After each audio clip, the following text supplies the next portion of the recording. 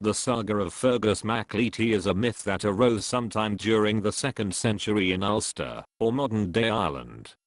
The myth opens by describing the state of Ireland at the time of the myth's composition. There were 3 chief races, and each of these 3 races had a king to lead them. At the time, however, the Feni had 3 royal chiefs vying to be the king of the Feni. Eachubelbide, one of the 3 royal chiefs, was cast into exile for crimes against the other 2 royal chiefs. He then took refuge under Fergus mac Leti, the king of Ulster.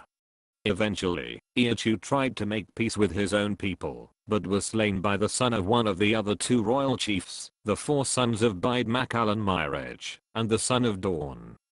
Fergus, as the king of Ulster, was very angry about his violated protection of Eachu, and demanded vengeance.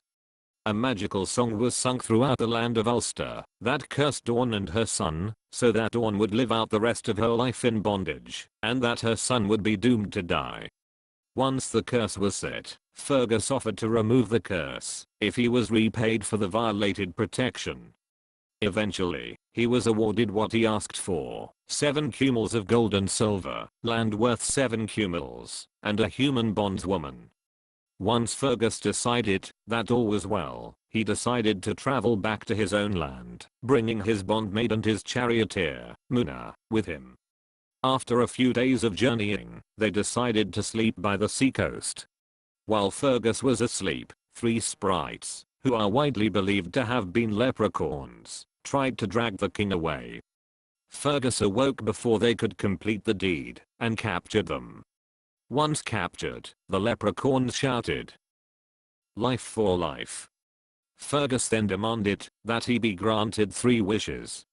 The leprechauns were, of course, willing to give him anything that was not beyond their power. Fergus then wished to be able to breathe underwater. The leprechauns then gave him a charm that would let him do so, some herbs to put in his ears while underwater, and a cloak that allowed him to move freely underwater. They warned him, however, to never go into Loch Rudrage, which was in his own territory.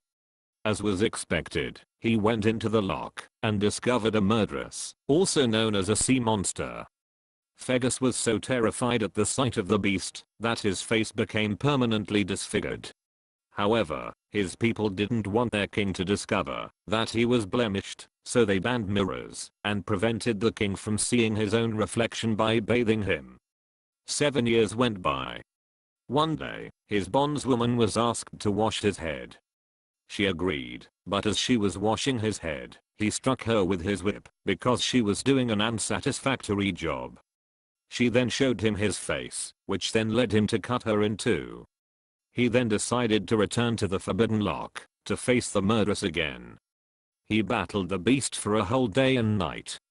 Once he killed the beast, he returned to the surface, declared that he was the survivor, and then died from exhaustion.